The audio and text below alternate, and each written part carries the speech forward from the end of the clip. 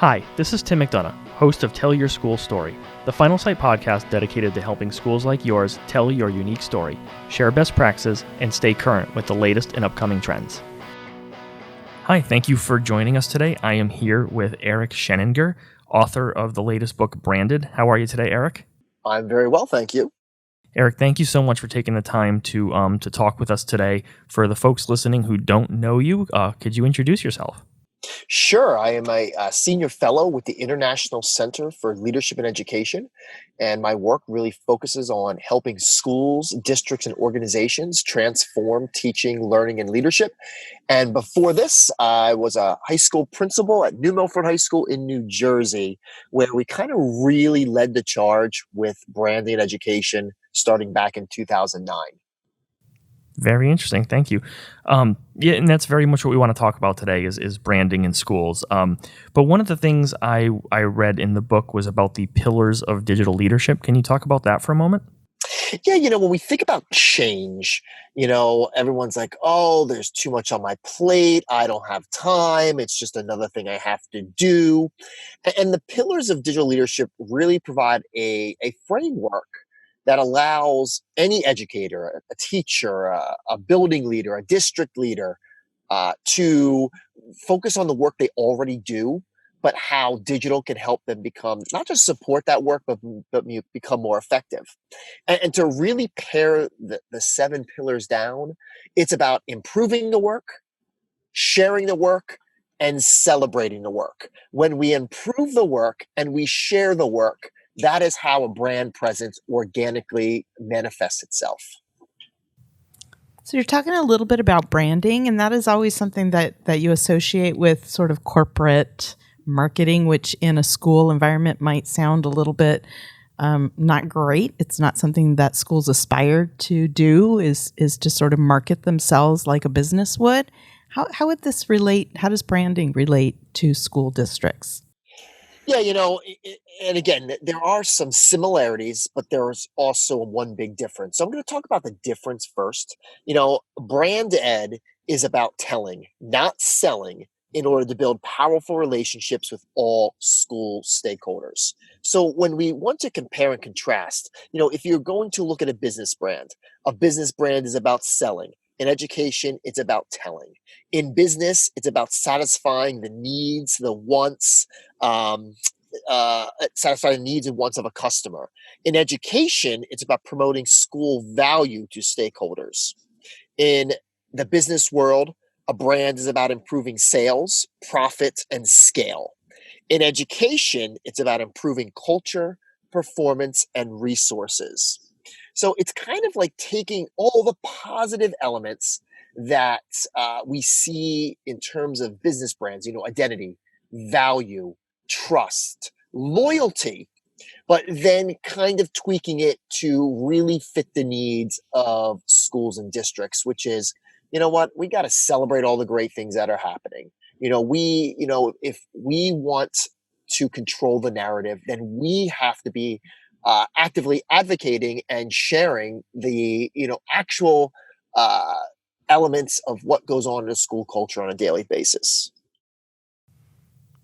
So on the one of the first few pages of Branded, your latest book, Eric, you mentioned you weren't an early adopter of social media, but you joined because you thought it would help you be a better communicator as a leader. Do you still feel that way about Twitter? You will not find an effective leader who is not an effective communicator. And that's just being blunt. That's the truth.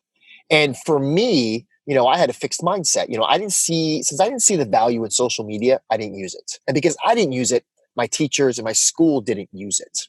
But once I made that connection to my professional practice and I began to communicate all the great things that were happening, I then got creepy. And I typically talk to a lot of creepy people because those creepy people do what I did. They lurk in digital spaces. But as I lurked, I learned how far behind my school was. I learned that we could get better.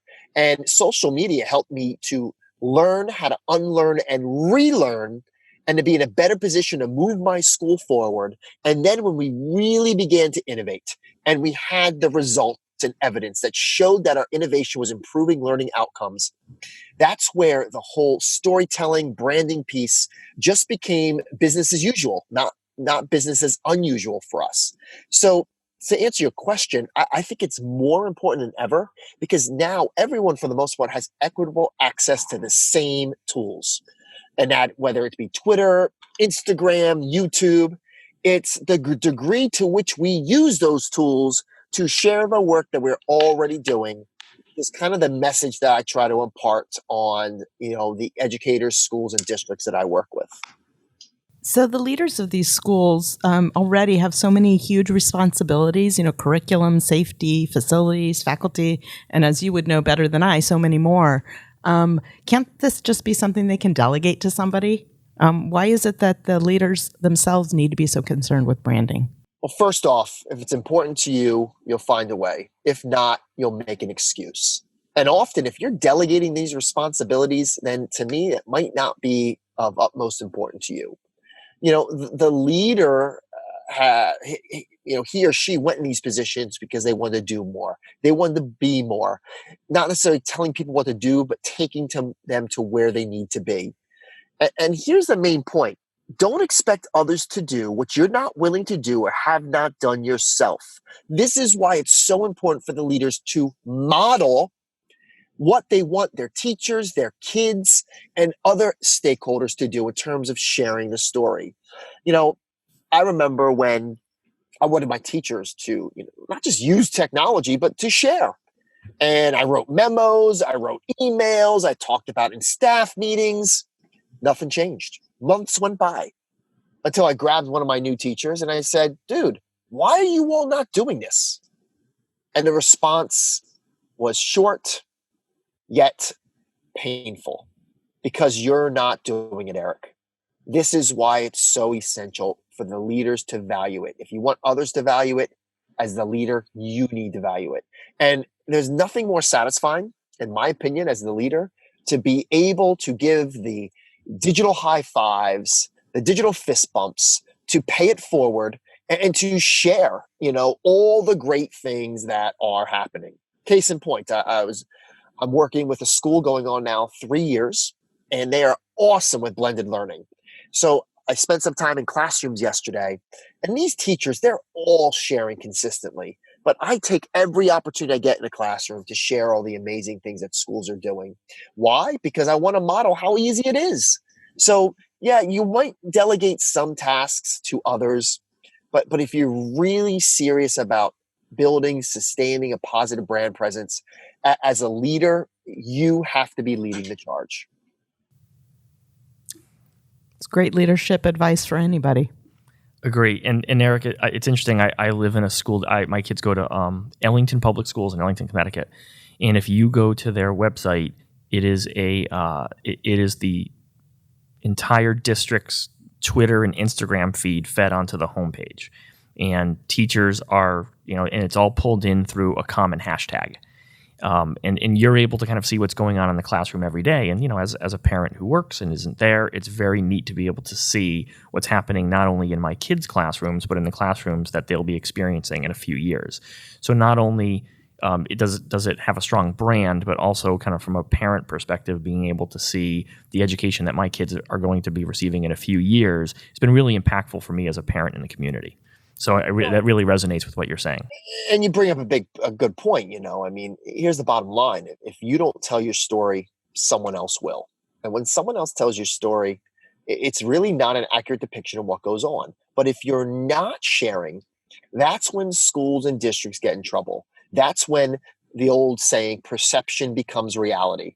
And the lens that people look through is usually blurry. And, I love this quote, in the animal kingdom, it's eat or be eaten. In the human kingdom, it's define or be defined.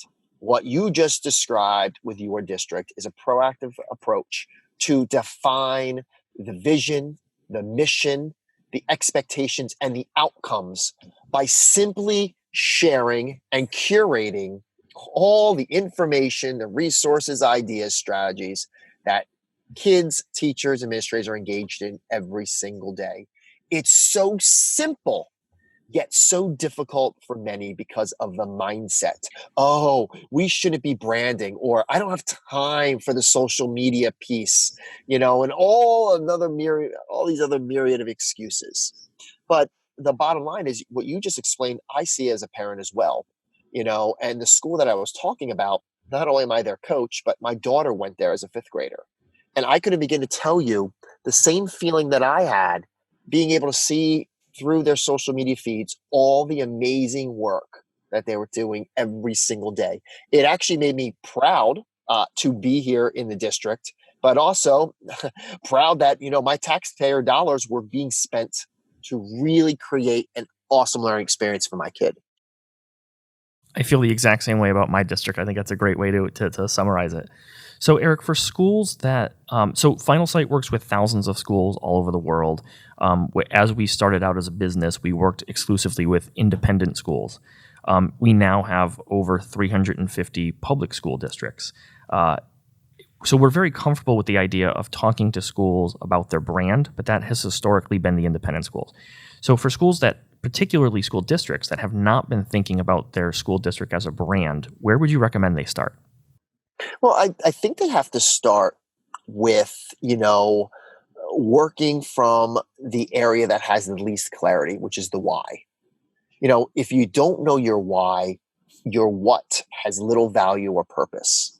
And I think when districts are thinking about this journey, why are they effective at serving students? Why should I, as a parent, move to your district, pay taxes, and send my kids to your school? And then really drill down to the how. How will you effectively engage my kid? How will you prepare my child to think, to apply their thinking in relevant ways? And then finally, what criteria will you use to determine if you're successful? And when we think about creating a brand, whether you're an independent school or a public school district, it really is that why is it we do what we do? How are we effective at it? And what criteria we determine if we're successful? And, my other piece of advice is not to make it more difficult than it is. The true power of brand ed lies in the powerful learning experiences that a district or school provides to kids that they serve. So you're really focusing on what should already be embedded in your school culture. Not just achievement, but experiences that students find value in. So, I think the hardest part is focusing on the why, the how, and the what. The easiest part, in my opinion, is then choosing what tools that you want to use to get your message out. And I'm not one to say, oh, you must use Twitter, you must use Instagram, you must use YouTube. But I do look at it this way. Having a hybrid, diversified approach reaches more stakeholders. Think about how you'll leverage the power of images. An image is worth 1,000 words. You could say so much more in a powerful picture. But also think about how you'll integrate video. A 1-minute video is equal to 1.8 million written words. So that combination of text, hyperlinks, images, videos, which is already being curated on a daily basis, align that to the why, the how, and the what. And then just by sharing consistently, your brand will be created organically. That is great advice, Eric. Thank you so much. So we know how busy you are, and we really appreciate you taking the time to talk with us today. Again, for those listening that are not familiar with your work, do you mind telling us or telling our listeners where people can find you? Sure. All of my work and my digital footprint and my brand and education is found at my website, ERICSHENINGER.com. And you can easily find me on Twitter. And I do recommend, if you're interested in the topic of branding, to check out my book, Brand Ed, which is available on Amazon. Fantastic. Thank you so much for taking the time to talk with us today. Thank you. My pleasure.